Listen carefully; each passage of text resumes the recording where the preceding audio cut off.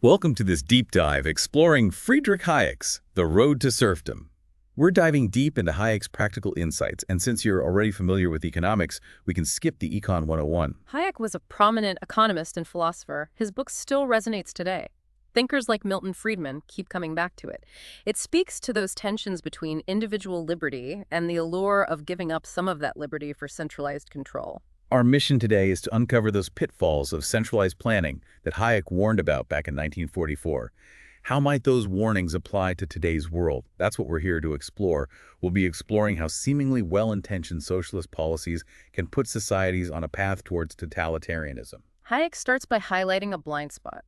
A lot of people think progress came from free markets. He argues that progress actually bred complacency. People were comfortable, and socialist ideals were able to take root. This set the stage for the dangers he outlines. Germany is an interesting example. It's often viewed as a model of economic advancement. But Hayek points out that Germany was actually a pioneer in implementing socialist policies and fostering monopolies. It's an often overlooked fact. This early adoption of socialist principles in Germany foreshadowed the rise of National Socialism. It's a powerful historical example showing seemingly benign socialist policies can morph into something far more sinister. Can democracies really handle complex economic planning? What did Hayek think about that? He was very clear that central planning is inherently inefficient. It can't effectively coordinate the complex web of economic activity in a society. You see, the knowledge needed for sound economic decisions is spread across millions of individuals. A central planning authority can never capture all that information. It can never make the optimal choices. So even with good intentions, central planning ultimately fails to deliver on its promises. Exactly. Even small doses undermine market competition. You end up with worse outcomes than a free market. He challenges this idea of the inevitability of planning. Hayek argues that monopolies don't always naturally spring from technological advancements. They're often a result of deliberate government policies. And he uses Germany as an example. Monopolies were fostered by the government there, long before you saw them emerge in countries like Great Britain. It suggests that economic power often becomes concentrated because of political choices, not just market forces. Precisely. And it's this concentration of power in the hands of the state that Hayek feared would erode individual liberty and pave the way for totalitarianism. Hayek was concerned about central planning conflicting with the diverse values and priorities of individuals. How did he see that tension playing out? It boils down to this. Yeah. A central planning authority has to impose its own values on society. It's inevitable when they decide how resources should be allocated. So you have a system where the preferences of a few, those in control, are imposed on the many. That raises a big question. Can democratic institutions manage complex economic planning? Can they do that while preserving individual liberty? Hayek was skeptical. He argued that democratic systems aren't built to manage those complexities of economic planning. When you have to make decisions about allocating resources, you inevitably have to choose between competing needs. And that leads to hierarchy. Some are favored over others, and it undermines the very principles of equality and individual liberty that are the foundation of democratic societies. So in a democracy, trying to centrally plan the economy could erode the very foundations of that democracy. That's the concern Hayek lays out. Delegating economic decision-making to unelected experts undermines parliamentary sovereignty and erodes the rule of law, even in societies that hold democratic principles in high regard. It seems like he's drawing a connection between the technical side of economic planning and the broader political and social implications for society. Absolutely. The rule of law is all about formal equality and predictability. It can't be reconciled with a government trying to achieve substantive equality through economic planning. If you're aiming for substantive equality through planning, you need constant intervention and adjustments. It disrupts the predictable and impartial application of law. So the rule of law, as Hayek saw it, is a cornerstone of individual liberty. And any attempt to manipulate the economy for social ends up undermining that foundation. Precisely. He saw a direct path from good intentions to the erosion of the very principles that protect individual freedom. Hayek talked about two types of security. One is the legitimate desire for protection against severe physical privation, the basic necessities of life. The second is the demand for a particular income or social status. How did he differentiate between those, and why was he concerned about the second type? Attempts to provide that second type of security. The security of a particular income or social status often go hand in hand with the pursuit of social justice. Hayek argued that this undermines individual freedom because guaranteeing a particular income or social status for some inevitably requires limiting the freedom and opportunities of others. It creates privileges for certain groups at the expense of others. So trying to achieve absolute economic equality could actually lead to greater inequality and restrict individual liberty. Exactly. And he argues that pursuing absolute economic security through government intervention actually leads to greater insecurity for society as a whole. Those interventions disrupt the self-regulating mechanisms of the market and ultimately make everyone worse off. He's essentially saying that the pursuit of security through government control can backfire, creating the very insecurity it was meant to prevent. That's a core argument. He also argued that this quest for security can lead to a new social hierarchy based on status and privilege, where those who control the government determine who benefits and who loses. It concentrates power and paves the way for totalitarianism because the state becomes increasingly involved in dictating the economic and social outcomes of its citizens. This shift toward central planning and control seemed to bother Hayek on a deeper moral level as well. He saw a connection between the rise of collectivist ideologies and what he called a perversion of morality. Hayek was deeply concerned about the impact of collectivist ideologies on individual morality, even when those ideologies are motivated by seemingly noble intentions. He argued that subordinating individual values to the collective good can erode traditional moral principles. It shifts the focus from the individual's responsibility for their actions to the collective's responsibility for achieving its goals. So individuals become less accountable for their own choices, and the collective good becomes the justification for any action, even ones that might be considered immoral in other contexts. Exactly. Things like lying, cheating, and stealing can be rationalized if they're seen as serving the greater good of the collective. Hayek went so far as to predict the emergence of a new ethics under totalitarianism. What did he think this new ethical framework would look like? It would replace those traditional values of individual liberty, human dignity, and truth with the pursuit of the state's goals as defined by those in power. So actions that would be considered abhorrent in a free society would become justifiable. The suppression of individual conscience and the elevation of the state above all else would become the cornerstones of this new morality. So for Hayek, totalitarian regimes need control over the economy and control over information and ideas. How did he see this playing out? He argued that totalitarian regimes are averse to abstract thought and independent inquiry. They have to maintain a unified and unquestioned doctrine that supports their goals. Any challenge to that narrative, even in areas like science and mathematics, is seen as a threat to the system's control. It's about maintaining the illusion of infallibility and unquestioned authority. Exactly. Hayek argued that this suppression of intellectual freedom isn't limited to totalitarian states. He saw similar tendencies among intellectuals who embrace collectivist ideologies even in societies that still maintain some individual liberty. It's a fascinating observation. It suggests that the seeds of totalitarianism can be sown even in societies that value individual freedom, if those societies allow collectivist ideologies to take root. That was precisely his concern. Collectivist ideologies are inherently hostile to individual liberty, even when presented as being in society's best interest. One of the most striking things in The Road to Serfdom is Hayek's analysis of how socialism and nationalism fused historically, particularly in Germany. What led him to focus on that combination of ideologies? Hayek was really interested in the rise of National Socialism in Germany. He saw it as a prime example of how socialist ideals could be perverted to justify totalitarian rule. He observed that many German intellectuals who embraced socialist ideas also embraced national sentiments. They saw socialism as a path to national greatness. So it wasn't just an economic system for them, it was a tool for achieving national unity and power. Exactly.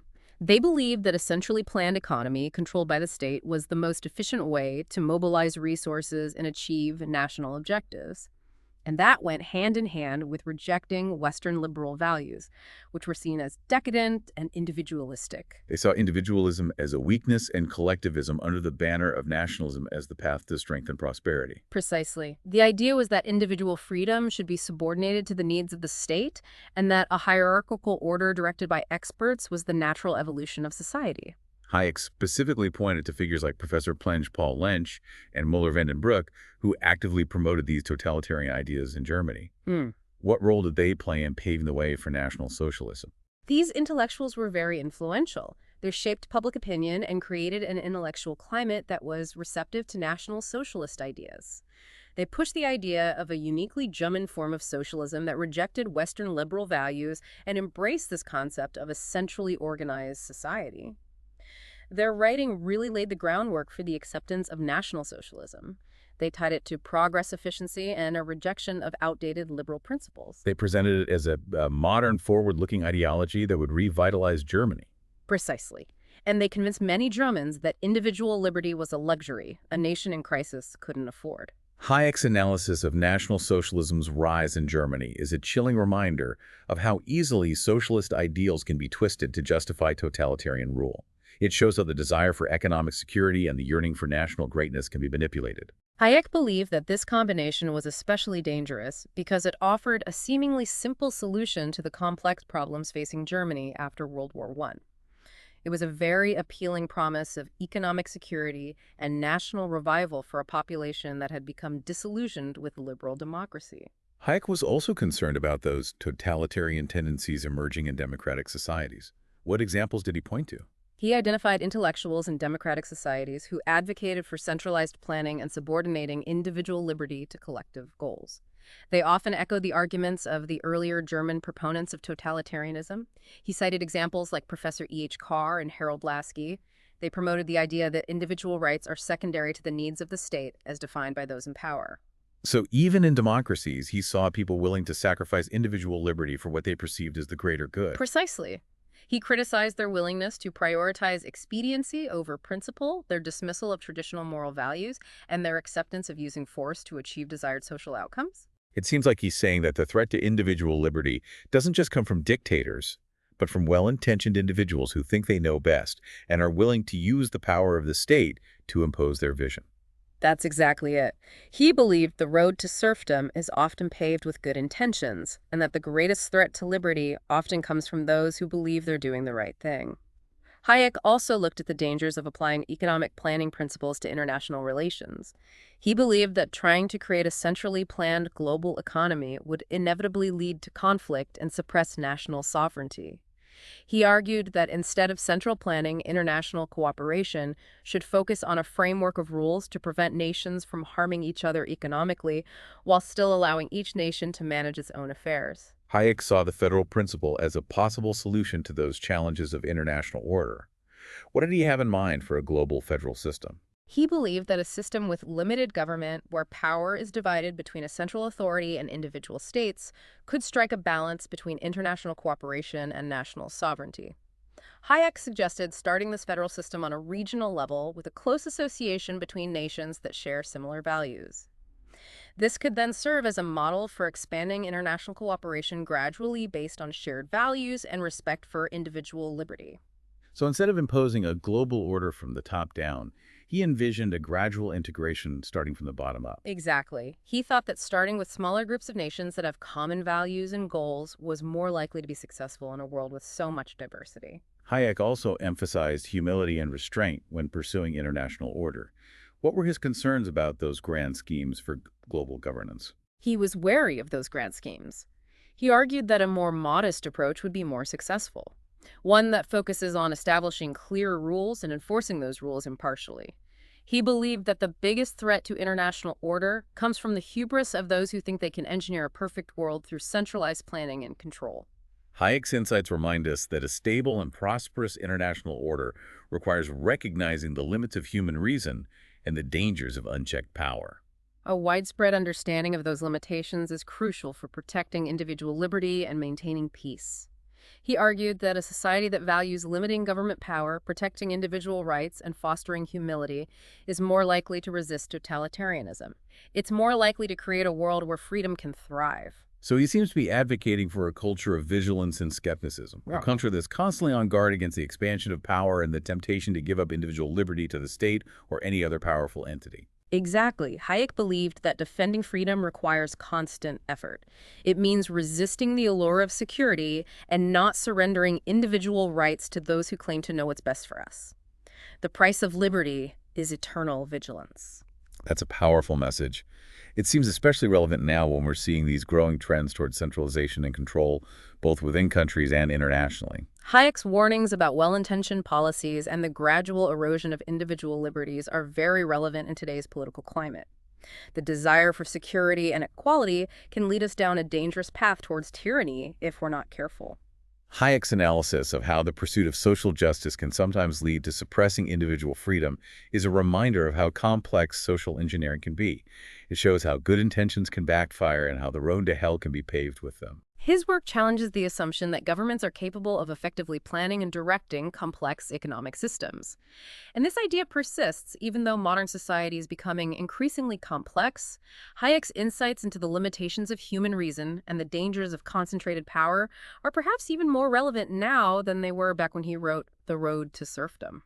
His work is a timeless warning against those who think they can create a perfect society by controlling everything from the top down. It reminds us that the fight for individual liberty is ongoing. It requires us to be vigilant and to be willing to defend those principles that safeguard individual rights and limit the power of the state. Hayek's analysis of the inherent dangers of collectivist ideologies highlights the importance of protecting individual freedom and limiting government intervention. He argued for defending principles of limited government, individual responsibility, and free markets. He saw those as the bulwarks against collectivism, which aims to subordinate the individual to the collective and to empower the state at the expense of individual liberty. His book gives us a framework for understanding the dangers of centralized planning and the importance of individual liberty. His insights challenge us to think critically about the role of government and to defend the principles that make a free and prosperous civilization possible. He reminds us that freedom isn't a gift from the state. It's a right that must be constantly protected. Hayek's work also shows how important it is to understand the historical context in which socialist ideas have taken hold. He showed how liberal democracies failed to address economic inequality and social injustice. Those failures created fertile ground for collectivist ideologies. They promised a more just and equitable society, but often ended up creating tyranny and oppression. His analysis of the intellectual roots of totalitarianism is very relevant today, as we see socialist ideas resurfacing in many parts of the world. His insights into the dangers of utopian thinking and the seductive appeal of grand schemes for social transformation can help us recognize and resist the totalitarian impulses that are sometimes hidden beneath the surface of contemporary political discourse. Hayek reminds us that the path to tyranny is often paved with seemingly well-intentioned policies that aim to create a more just and equitable society. We have to be wary of those who claim to have the knowledge and the power to create a utopia through centralized planning and control, because as the saying goes, the road to hell is often paved with good intentions. His insights into the psychological effects of collectivism are particularly insightful. He argued that when individual responsibility is eroded and people rely on the state for economic security, it can have a damaging effect on their character. It undermines self-reliance initiative and the willingness to take risks. This dependence on the state ultimately weakens the fabric of a free society. It creates a culture of passivity and conformity. He emphasized that the strength of a free society doesn't come from the power of its government. It comes from the character of its citizens, their willingness to take responsibility for themselves, take risks, and strive for excellence without relying on the state to provide for their every need. Hayek's work challenges us to resist the temptation to seek security and comfort at the expense of freedom. He calls for a return to those values of individual initiative, self-reliance, and a willingness to embrace the challenges and uncertainties that come with living in a free society. He reminds us that when we pursue security at all costs, we risk losing the very freedoms that make life worth living. True security doesn't come from the state. It comes from our own efforts and our willingness to embrace the risks and responsibilities of freedom. Hayek's warnings about sacrificing individual liberty in the pursuit of collective goals are especially relevant today when there are growing demands for social and economic equality. He reminds us that pursuing equality without regard for individual rights and freedoms can lead to the opposite of the just and equitable society it aims to create. When a society sacrifices individual liberty for the sake of equality, it ends up with neither freedom nor equality. Hayek's analysis of the connection between economic freedom and political freedom is a key part of his argument against centralized planning. He argues that controlling the economy isn't just a technical matter. It's a prerequisite for exercising political power. When a government controls the means of production, it also controls the means by which individuals can express dissent, challenge authority, and pursue their own goals. When economic power is concentrated in the hands of the state, it's a recipe for tyranny. The state can control not only the material conditions of life, but also the thoughts and actions of its citizens. Hayek's critique of the idea that planning is inevitable is a powerful challenge to those who believe that the complexities of modern society require a centralized approach. He argued that the free market, with its spontaneous order, is far more efficient and adaptable than any system of central planning. It allows millions of individuals to make their own decisions, acting in their own self-interest, but ultimately contributing to the overall well-being of society. He believed that allowing individuals to make their own decisions in a free market allows for a better response to changing circumstances and a more efficient allocation of resources than any central planning authority could achieve. He saw the market as a dynamic and constantly evolving system, capable of driving innovation and progress in a way that no planned economy could ever match. Attempts to control this complex system from the top down inevitably lead to distortions, inefficiencies, and unintended consequences that ultimately harm the very people they're supposed to help. Hayek's emphasis on the importance of competition was both an economic and a moral argument. He believed that competition fosters initiative, encourages excellence, and creates a mechanism for holding individuals and businesses accountable. He saw the absence of competition as a breeding ground for complacency, inefficiency, and corruption. He argued that a society that embraces competition is more likely to be dynamic, innovative, and responsive to the needs of its citizens. His analysis of the dangers of monopolies is especially relevant today, as we see the growing power of large corporations and their influence over governments. He warned that concentrating economic power in the hands of a few large firms could stifle innovation, limit consumer choice, and undermine the principles of a free market. He advocated for policies that promote competition and prevent the emergence of monopolies in order to protect individual freedom and ensure a dynamic and efficient economy. He believed that a competitive market is the best way to guarantee consumer welfare and drive economic progress. It forces businesses to constantly innovate and improve their products and services to attract customers. He saw monopolies as a threat to both economic efficiency and individual liberty because they allow a select few to control the terms of trade and to accumulate vast wealth and power at the expense of the many. Hayek's work provides a valuable framework for understanding how to maintain a free and open society in the face of constant pressures toward collectivism and the concentration of power. His insights into human freedom, the limits of government, and the importance of individual responsibility are just as relevant today as they were decades ago. They offer us a roadmap for navigating the complex challenges of the 21st century. Hayek's work is a call to action. It urges us to defend the principles of a free and flourishing civilization and to resist those utopian schemes that promise security and equality at the expense of liberty. He reminds us that the road to tyranny is often paved with good intentions, and that the greatest threat to freedom often comes from those who are most certain that they're right. He challenges us to embrace individual responsibility, to value freedom over security, and to defend the principles of a free and open society against all who seek to undermine them. His work is a testament to the power of ideas to shape the course of history. His insights into the nature of freedom and the dangers of collectivism have had a profound impact on political thought, and they continue to inspire those who believe in limited government, individual liberty, and free markets. He reminds us that the battle for freedom is never over.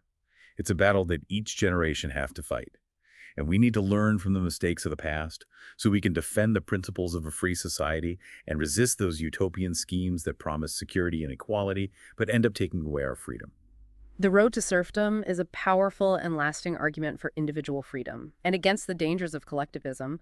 Hayek's insights about freedom, the limits of government, and individual responsibility are essential reading for anyone who wants to understand the challenges of protecting a free and open society. His work is a call to action. It's a reminder that we always have to be vigilant in defending freedom and resisting collectivist ideologies. Hayek's insights into the importance of individual liberty, the dangers of centralized planning, and the fragility of freedom are just as relevant today as they were when he wrote the book. He warned us about those who believe they can create a utopia through centralized planning and control. He argued that true progress comes from the ground up, from the free choices and actions of individuals, not from top-down control. Hayek believed that it is the individual, not the state, that is the ultimate source of creativity, innovation, and progress. We need to defend the institutions and the principles that protect individual liberty and limit the power of government, because it's only in a free society that individuals can truly flourish and reach their full potential. His work is a call to action. It's a challenge to defend the principles that make a free and open society possible. His insights into the dangers of centralized planning, the importance of individual liberty, and the fragility of freedom are as relevant today as they were when he wrote The Road to Serfdom. They can serve as a guide for all of us who want to preserve and expand individual liberty. Hayek reminds us that defending freedom is a never-ending task. It requires constant vigilance and a willingness to push back against those who would have us surrender our individual rights to those who claim to know what's best for us. He challenged us to think critically about the role of government in society, to defend the principles of individual liberty and limited government, and to promote a culture of personal responsibility and self-reliance. Hayek's work offers a valuable roadmap for navigating the complex challenges we face in the 21st century. His insights into the nature of freedom, the limits of government, and the importance of individual responsibility are just as relevant today as they were decades ago. They provide us with a framework for understanding why centralized planning is dangerous, how important individual liberty is, and how fragile freedom truly is. By embracing the principles Hayek championed, we can help ensure that the road to serfdom remains a path not taken. We can continue building a world where individual liberty and responsibility are able to thrive. We hope this deep dive into the road to serfdom has given you a deeper understanding of Hayek's ideas and why they're still so relevant. We encourage you to keep exploring his work and think about how his insights might apply to your own thinking about the challenges our world faces today. It's important to remember Hayek's warning. The greatest danger to liberty lurks in insidious encroachment by men of zeal well-meaning but without understanding. We have to be vigilant in defending individual liberty and the rule of law. Let's all work together to create a world where freedom can flourish. Thank you for joining us on this deep dive into the road to serfdom. We hope you found it insightful and thought-provoking.